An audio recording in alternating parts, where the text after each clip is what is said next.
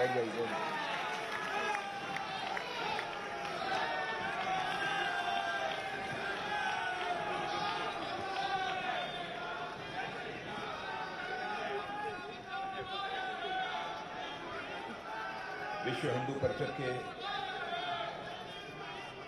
विश्व हिंदू परिषद के अंतर्राष्ट्रीय राष्ट्राध्यक्ष आदरणीय आलोक कुमार जी और दिल्ली विश्वविद्यालय के बहुत ही डायनेमिक और progressive vice chancellor professor Yogesh Singh ji और पुस्तक के लेखक पूर्व सांसद और मेरे बहुत ही पुराने मित्र श्री बलबीर जी पुंज, किताब वाले के जो प्रकाशक हैं, किताब वाले उसके निदेशक श्री प्रशांत जी जैन, अध्यक्ष national democratic teachers fund professor Ajay Kumar Bhagi ji, महासचिव national democratic teachers fund professor VS Negi ji, कार्यक्रम के समन्वयक डॉक्टर अमित राय जैन और भारतीय जनता पार्टी के पूर्व संगठन महामंत्री आदरणीय रामलाल जी,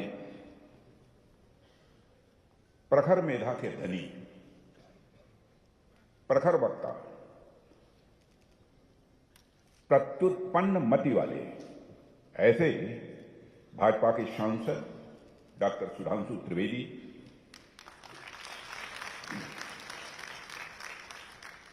श्री प्रकाश सिंह जी, श्री विकास जी गुप्ता, श्री इंद्र मोहन जी कपाही, श्री एन के कक्कड़ जी, और अभी अभी मुझे जानकारी प्राप्त हुई किसी जमात में कहीं आकर बैठे हैं हिंदी जगत के मूर्धन्य साहित्यकार, शायद सभी लोग अच्छी तरह परिचित न हों, ऐसे श्रीमान हेमंत जी शर्मा, विश्वविद्यालय के अध्यापकगण, आमंत्रित अतिथिगण, यहां मौजूद हमारे प्रिय छात्र एवं छात्राओं, अन्य देवियों और सज्जनों और मेरे मीडिया के मित्रों, ट्रिस्ट विद अयोध्या इस पुस्तक के लेखन के लिए सबसे पहले मैं हृदय से श्री बलबीर जी पुंज को अपनी तरफ से हार्दिक बधाई देता हूं।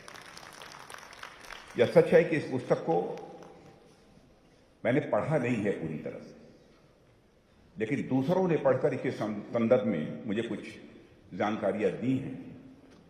उसी आधार पर मैं आपके सामने कुछ अपने विचार इस पुस्तक के संबंध में प्रस्तुत करूंगा। आप सभी जानते हैं, राम के बारे में किसी को बहुत अधिक बतलाने की आवश्यकता नहीं है। राम का नाम मस्तिष्क में आते ही यदि उसके विपरीत देखा जाए तो रावण का नाम भी स्वाभाविक रूप से आता है।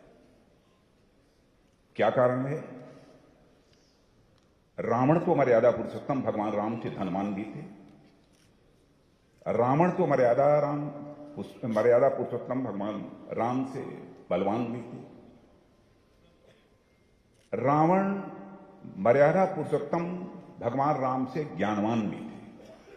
यानी रावण राम से धनवान भी थे, बलवान भी थे, ज्ञानवान भी थे, लेकिन पूजा रावण की नहीं होती है, मर्यादा पुरुषोत्तम भगवान राम की होती है, क्योंकि आजीवन उन्होंने अपने जीवन में मर्यादाओं का पालन किया है।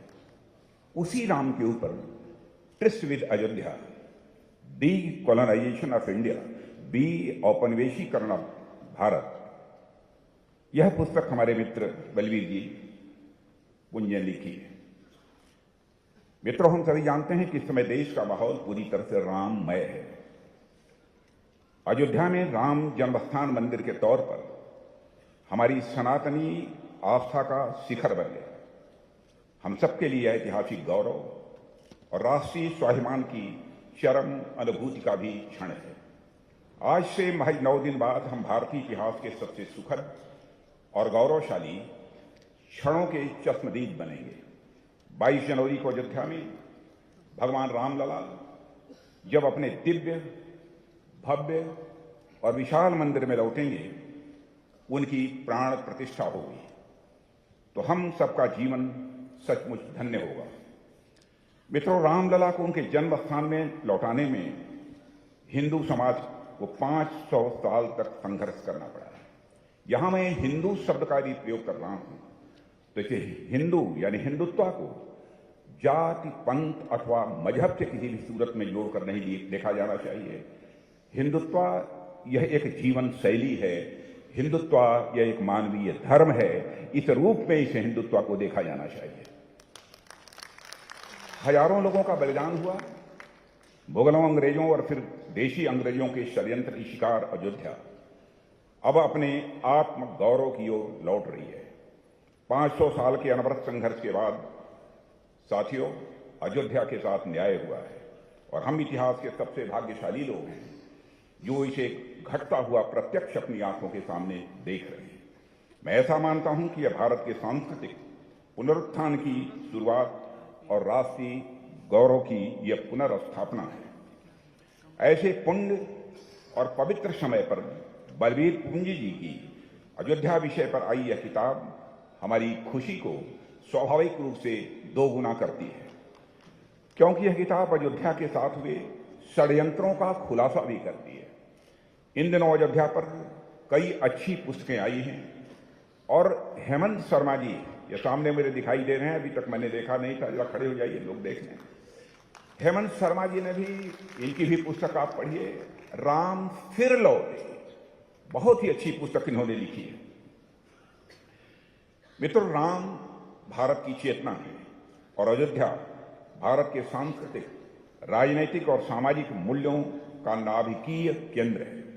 जन्मस्थान मंदिर की 500 साल की लड़ाई हमारी सांस्कृतिक चेतना को कुचलने का एक षड्यंत्र था और इस षड्यंत्र के पीछे के चेहरों पर बलबीर पुंजी जी ने अपनी इस नई किताब में अच्छी तरह रोशनी डालने की कोशिश की है। इसके लिए बलबीर जी पुंजी, मैं आपको अपनी तरफ से बधाई देता हूं। मैं हृदय से इन्हें साधुवाद भी देता हूं। बलबीर जी को मैं कोई 25 वर्ष से जानता हूं। 2000 में जब वह राज्यसभा के लिए चुने गए थे तो उनके साथ मुझे काम करने का अवसर प्राप्त हुआ था। वे देश के अग्रणी पत्रकारों में तो थे ही, वे प्रभावशाली वक्ता और निष्ठावान स्वयंसेवक भी हैं। गंभीर से गंभीर विषय पर भाषाई संयम के साथ उन्हें आसान बनाना, पाठकों को परोसने की उनके पास एक बेजोड़ कला है। यह उनकी तीसरी किताब है। मैंने राज्यसभा में उनके भाषण भी सुने हैं और विभिन्न समाचार पत्रों में उनके कालम को भी पढ़ने का अवसर मुझे प्राप्त हुआ है। हर मुद्दे पर उसकी तह तक जाना, शोध और अनुसंधान के जरिए नए तथ्य ढूंढना और फिर उन्हें सहज, बोधगम्य, तार्किक ढंग से पेश करना, यह बलबीर पुंजी की विशेषता है। किसी गंभीर किताब पर आप जैसे विद्वानों के बीच विमर्श, मैं मानता हूं कि एक बहुत ही मुश्किल काम है और इसके लिए जरूरी है कि आप किताब को पूरा पढ़ें। आप जानते हैं भारत सरकार के मंत्री रहते समय कि कितनी मजबूरियां होती हैं, कितनी कमियां भी होती हैं। इसलिए बलबीर पुंजी की इस किताब को मैं सरसरी तौर पर ही देख पाया हूं और किताब प्रभु राम अयोध्या की सांस्कृतिक विरासत, उसके विवाद, इस विवाद को लेकर वोट बैंक का खेल और तुष्टीकरण की राजनीति का यह पोल खोलती है। यह पुस्तक बलबीर पुंजी की किताब यह भी बताती है कैसे रामलला के अपने जन्म स्थान पर लौटने से राम राज्य के बुनियादी मूल्यों की पुनर्स्थापना होगी। देवियों व सज्जनों, देश से तुष्टीकरण की राजनीति का अंत होगा। जाति वर्ग से ऊपर सर्वसमावेशी समाज की नींव मजबूत होगी। अयोध्या का जन्मस्थान मंदिर कैसे राम के आदर्श, लक्ष्मण रेखा की मर्यादा, लोक मंगल की शासन व्यवस्था, आतंक और न्याय के नाश का बीज केंद्र, यह भगवान राम का मंदिर बनेगा। मित्रों, राम हमारी संस्कृति के एक ऐसे चरित्र हैं जिन पर जितना लिखा जाए वह कम है। उनके विविध आयाम हैं। वह सिर्फ राजा नहीं बल्कि लोक नायक हैं। भारतीय समाज की वह लोकतांत्रिक प्रतिनिधि भी हैं। समतामूलक समाज की अवधारणा सर्वप्रथम वही देते हैं। उनके व्यक्तित्व के इतने पहलू हैं कि उन्हें समग्रता में प्रस्तुत करना एक मुश्किल काम है, पर बलबीर जी ने इसे बखूबी निभाया है। राम युग पुरुष हैं, संस्कार पुरुष हैं, अवतार पुरुष हैं, आदर्श पुरुष हैं, धर्म की प्रतिमूर्ति हैं, मर्यादा पुरुषोत्तम हैं, विश्व के श्रेष्ठ धनुर्धर हैं, विनय और विवेक के शिखर हैं, स्थित प्रज्ञ हैं। वे कुर्सी से अनासक्त एक ऐसे लोकनायक हैं जिसमें सत्ता के लिए निराशक्ति का भाव है। वे सदैव मर्यादा से बंधे रहे, इसलिए मर्यादा पुरुषोत्तम उन्हें कहा जाता है। यह विशेषण राम से इतर और किसी देवता को नहीं मिला हुआ है। इसलिए राम सबके हैं और राम सब में है। देवियों व सज्जनों, जब वे अयोध्या के राजा बने तब उनके लिए प्रजा सर्वोपरि और शेष निज संबंध गौड़ हो गए। वह सामाजिक समरसता के प्रतिबिंब हैं। सबरी, जटायु, हनुमान जी, केवट, कोल, भील, किरात आदि प्रसंग इसका प्रमाण है। श्रीराम वीरता के साथ स्त्री सम्मान के भी प्रतीक हैं। शायद इसलिए हमारे यहां राम के अलग अलग वर्णन मिलते हैं। राम कथा तो एक ही है, पर सबके अपने अपने राम हैं। गांधी के राम अलग हैं तो लोहिया के राम अलग हैं। वाल्मीकि और तुलसी के राम में भी फर्क है। भवभूति के राम दोनों से अलग हैं। कबीर ने राम को जाना और तुलसी ने राम को माना। राम एक, पर दृष्टि भिन्न भिन्न है। आप जानते हैं ऐसा क्यों? क्योंकि राम जाति वर्ग से परे है। नर वानर, नगरवासी, वनवासी, पशु पक्षी, मानव दानव सभी से उनका करीबी रिश्ता है। वह अगड़े पिछड़े से ऊपर हैं, निषाद राज हों या सुग्रीव हों, कोल भील सबरी हों या जटायु हों, सभी को साथ ले चलने वाले वे अकेले देवता हैं। वह अकेले ऐसे देवता हैं जो समाज में जातीय वैमनस्य को खत्म कर सब नर करहि परस्पर प्रीति के सिद्धांत पर चलते हैं। वे भारत के आदर्श भाई ही नहीं हैं, प्रजा के लिए न्यायप्रिय, नीति कुशल व राजा भी हैं। राम किसी विचारधारा से बंधे नहीं है। वह किसी एक सांचे तक ही सीमित नहीं है। इतिहास बताता है समय समय पर हर पंथ, विचार, संप्रदाय के प्रमुख राम जन्मभूमि पर आस्था जताते रहे। सिख गुरु नानक देव अयोध्या गए, जन्मभूमि के दर्शन किए। जैन समाज के 5 तीर्थंकर राम की वंश परंपरा से ही आते हैं। दलित संत रविदास राम जन्मस्थान के दर्शन के लिए राम जन्मस्थान के दर्शन के लिए बनारस से अयोध्या आते हैं रविदास जी। और अद्वैत के संस्थापक शंकराचार्य भी यहां आए तो विशिष्टाद्वैत के प्रवर्तक वल्लभाचार्य जी भी आए। भगवान बुद्ध यहां कई वर्षों तक रहे। इन सभी संतों का संदेश यही थे, अयोध्या तोड़ती नहीं है बल्कि अयोध्या जोड़ती है। जीव से जोड़ती कैसे है? जीव से ब्रह्म को, आत्मा को परमात्मा से, भक्त से भगवान को और व्यक्ति से समस्त को और राजा से प्रजा को, मनुष्य से मनुष्य को, खंडित से अखंडित को, अगणों से पिछड़ों को, बूंद से समुद्र को और वनवासी को राज्य से। ऐसी न जाने कितनी बहुलताओं को जोड़ने वाली ताकत का नाम अयोध्या है। See the tryst of Ayodhya को बलबीर पुंजी ने लिखा है। राम जिस विनय, शील और मर्यादा के लिए जाने जाते हैं, अयोध्या उसकी जननी है। ऐसी अयोध्या में राम जन्मस्थान का मंदिर नए भारत का प्रतीक होगा। मेरे सभी सम्मानित बहनों एवं भाई, जो भारत एक बार फिर से दुनिया का नेतृत्व करने की क्षमता देगा और अयोध्या बाकी दुनिया के लिए प्रेरणा स्थल बनेगी। वाल्मीकि रामायण में रामो विग्रहवान धर्म कहा गया है, यानी राम ही धर्म है और धर्म ही राम है। गांधी राम को साध्य मानते हैं, साधन नहीं। गांधी का राम सनातन, अजन्मा और अद्वितीय है। वह दशरथ का पुत्र और अयोध्या का राजा मात्र नहीं है, वह आत्मशक्ति का उपासक और प्रबल संकल्प का प्रतीक भी है। वह निर्बल का एकमात्र सहारा है। उसकी कसौटी प्रजा का सुख है। वह सबको आगे बढ़ने की प्रेरणा देता है और प्रेरणा के साथ साथ ताकत भी देता है। हनुमान, सुग्रीव, जामुन, नल, नील सभी को समय समय पर नेतृत्व का अधिकार मर्यादा पुरुषोत्तम भगवान राम ने दिया। भगवान राम का जीवन बिना किसी का हड़पे हुए फलने फूलने की एक कहानी है। राम अयोध्या से लंका गए, रास्ते में उन्होंने अनेक राज्य जीते, पर राम ने किसी का जीता हुआ राज्य हड़पा नहीं। उनकी जीत शालीन थी। जीते राज्यों को जैसा का तैसा उन्होंने रहने दिया। सुग्रीव और विभीषण को उसे सौंप वह आगे बढ़ गए। अल्लामा इकबाल कहते हैं कि है राम के वजूद पे हिंदुस्तान को नाज, अहले नजर समझते हैं उसको इमामे हिंद।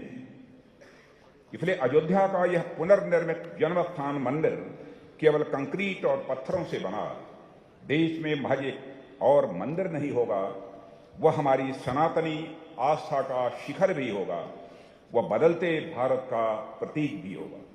वह नए भारत की गारंटी बनेगा, जो दुनिया की आंख में आंख डालकर मुनादी करेगा कि राम थे, राम हैं और राम रहेंगे।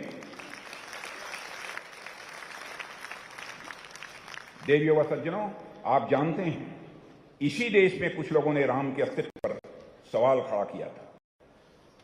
उन्हें काल्पनिक चरित्र बताया था। अयोध्या में राम जन्म स्थान को मिटाने की कोशिश भी की गई थी। ऐसे लोगों को काल ने इतिहास के हाशिए पर फेंक दिया है। और आपने देखा होगा कि आजकल कुछ लोगों ने इतिहास के हाशिए पर जाने के डर से राम धुन गाना शुरू कर दिया है। यह है करिश्मा मर्यादा पुरुषोत्तम भगवान राम का।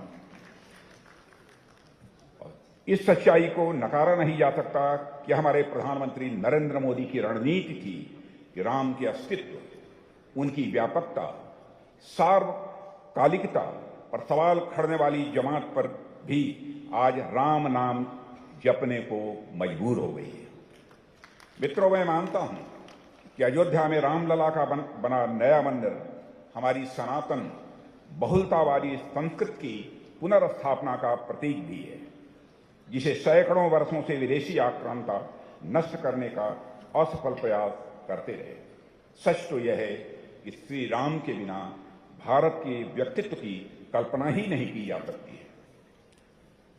साथियों, इस पुस्तक में बलवीर जी ने अंग्रेज अधिकारी पी कार्नेगी, जिसका नाम सुना होगा, जो 1858 से 1870 तक अयोध्या या उसके आसपास विभिन्न पदों पर वह तैनात थे, उनके कथन को उद्धृत किया है, जिसमें अंग्रेज अफसर कहते हैं कि हिंदुओं के लिए अयोध्या वही है जो मुसलमानों के लिए मक्का है और यहूदियों के लिए यरूशलेम है।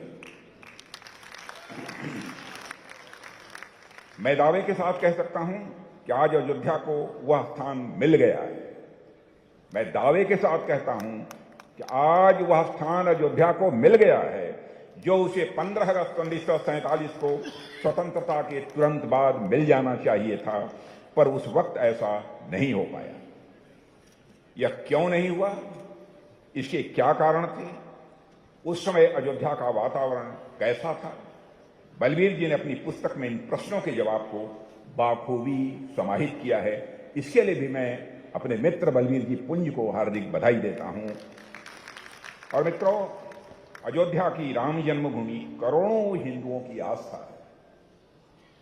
क्या लोगों के विश्वास या उनकी मजहबी मान्यताओं पर प्रश्न उठाया जा सकता है?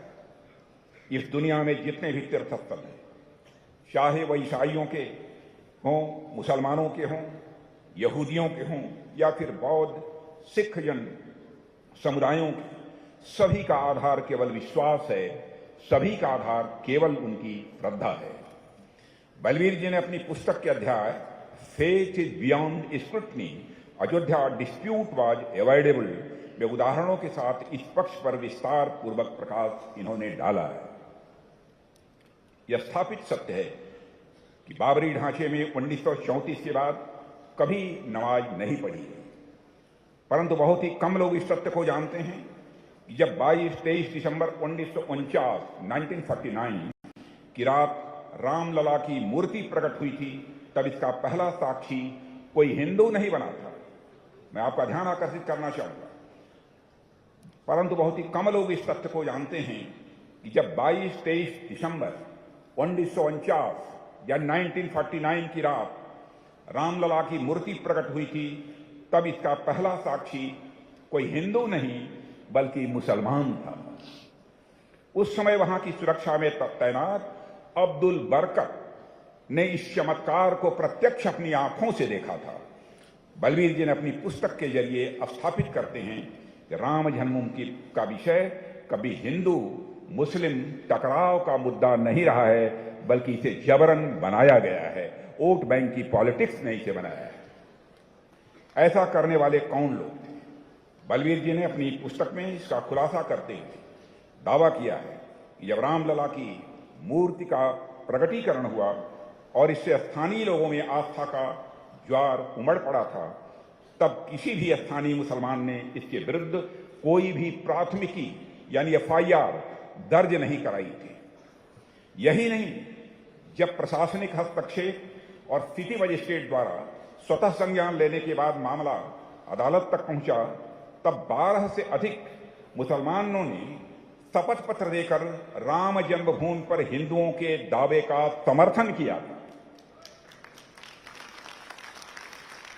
यह बात कई वर्षों तक छिपाई गई कि 1949 प्रकरण के आरोपी बाबा अभिराम दास को 1960 में उत्तर प्रदेश के बाराबंकी में एक मुस्लिम ने उपहार स्वरूप अपनी जमीन और घर दिया था, जिस पर बाद में अभिराम दास जी ने हनुमान मंदिर का निर्माण कराया था। अपनी जमीन पर नहीं कराया था, बल्कि इसी देश के एक मुसलमान नागरिक ने वह भूमि अभिराम दास जी को दी थी, जिस पर उन्होंने हनुमान मंदिर का निर्माण कराया था। स्पष्ट है कि स्वतंत्रता के बाद देश में राम जन्मभूमि का मामला कोई हिंदू मुस्लिम तनाव का विषय नहीं था, बल्कि करोड़ों हिंदुओं की आस्था से जुड़ा हुआ था, जिसका सम्मान तत्कालीन मुस्लिम समाज का एक पक्ष भी कर रहा था। देवियों और सज्जनों, अब प्रश्न उठता है कि राम मंदिर के पुनर्निर्माण को किसने सांप्रदायिक बनाया? इस पर बलवीर जी ने अपनी किताब में विस्तार पूर्वक चर्चा की है। मैं इसे अभी नहीं बताऊंगा, यह सस्पेंस है। आप किताब खरीदिए, आप किताब पढ़िए और खुद जानिए।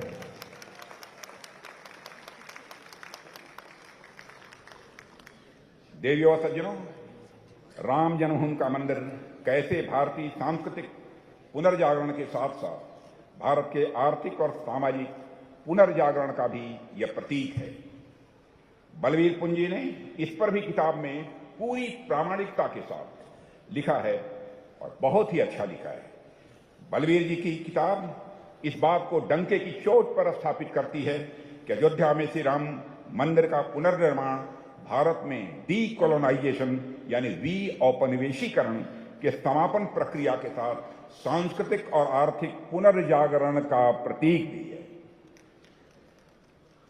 साथियों, मई 2014 से अंतर्राष्ट्रीय मंचों पर भारत की बढ़ती साख, खेल में देश का उत्कृष्ट प्रदर्शन, गिरती गरीबी दर, स्थिर आर्थिक प्रगति और देश में समाप्त होता आतंकवाद इसका प्रत्यक्ष उदाहरण है।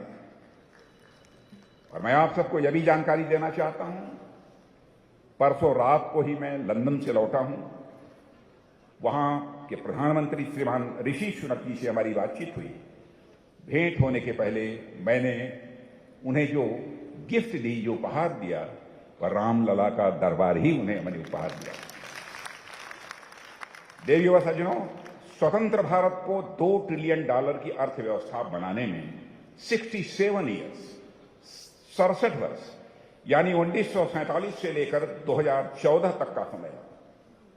2014 में हम दुनिया की 10वीं बड़ी आर्थिकी थे, यानी इकोनॉमी थे, परंतु अयोध्या में श्री राम जन्मभूमि मंदिर के निर्माण, वाराणसी में काशी विश्वनाथ धाम के जीर्णोद्धार, कुपवाड़ा यानी जम्मू कश्मीर में 70 वर्ष बाद शारदा पीठ मंदिर को फिर से खोलना, पावागढ़ जो गुजरात में आता है वहां स्थित महाकाली मंदिर के शिखर पर 500 वर्ष बाद धर्म ध्वजा फहराना और उज्जैन में महाकाल लोक की भव्यता, नए संसद भवन में पवित्र सेंगोल की स्थापना और 370 और 35A 35A को हटाने के साथ इंडियन इकोनॉमी का पिछले 10 वर्षों में लगातार $4 ट्रिलियन तक पहुंचना, दुनिया की 5वीं सबसे बड़ी अर्थव्यवस्था बनना और यह विश्वास पैदा होना कि 2027 आते आते भारत विश्व की तीसरी आर्थिक व्यवस्था बनकर खड़ा हो जाएगा, तीसरी सबसे बड़ी आर्थिक ताकत बनकर खड़ा हो जाएगा। और इसके साथ ही साथ यह भी विश्वास व्यक्त करना कि 2047 आते आते यानी आजादी के 100 वर्ष पूरा होते होते भारत आर्थिक दृष्टि से विश्व की ताकत, सबसे बड़ी ताकत बन सकता है। यह कोई छोटी उपलब्धि नहीं है। और इसी के साथ वैश्विक महामारी कोविड-19 काल में प्रभावी स्वदेशी वैक्सीन का निर्माण करना और 100 देशों को इस वैक्सीन की सप्लाई भी करना और भारतीयों के जीवन में सुधार आना, G20 की अध्यक्षता करके दुनिया को भारत द्वारा अपनी सॉफ्ट पावर दिखा देना, चंद्रयान 3 को चांद के दक्षिणी ध्रुव पर सफलतापूर्वक स्थापित करके दुनिया की अंतरिक्ष तकनीक में अपना लोहा मनवाना। भारत पहला ऐसा देश है जिसने अपना चंद्रयान चंद्रमा के साउथ पोल पर उतारने में कामयाबी हासिल की है। देश के वैज्ञानिकों का अभिनंदन किया जाना चाहिए। और दुनिया भर में भारतीय पासपोर्ट का सम्मान बढ़ाना, यह सब भारतीय सांस्कृतिक पुनर्जागरण का ही हिस्सा है, जो एक दूसरे के पूरक है, जिसे हमने मोदी जी के नेतृत्व में और भगवान राम की कृपा से कुशलतापूर्वक हासिल किया है। साथियों, बलबीर जी की किताब इसका विस्तार करती है। मैं इस किताब के लिए बलबीर जी को एक बार फिर से हार्दिक बधाई देता हूं। देश के युग निर्माण की कथा लिखने के लिए, देश के आहत स्वाभिमान की शौर्य गाथा बताने के लिए बलबीर जी किताब के जरिए इतिहास को खंगालते हैं, मन को झकझोरते हैं। इतिहास के दंश की असल तस्वीर दिखाती यह कृति बड़े समय से आई है। बलबीर पूंजी, मैं एक बार फिर लेखक और प्रकाशक, और इसके प्रकाशक हैं हमारे डॉक्टर प्रकाशक श्री प्रशांत जी जैन और इस अमित राय जी जैन, कार्यक्रम के दोनों बैठे हैं हमारे यहाँ। यह इनको मैं बधाई देता हूं और मैं प्रभु राम से प्रार्थना करता हूं कि बलबीर जी ऐसे ही समाज को सदैव जागृत करते रहें और परमात्मा उन्हें हर प्रकार की शक्ति प्रदान करता रहे। इन्हीं शब्दों के साथ मैं पुनः बलबीर जी पुंज को बधाई देते हुए और आप सभी को धन्यवाद देते हुए अपना निवेदन समाप्त। जय श्री राम।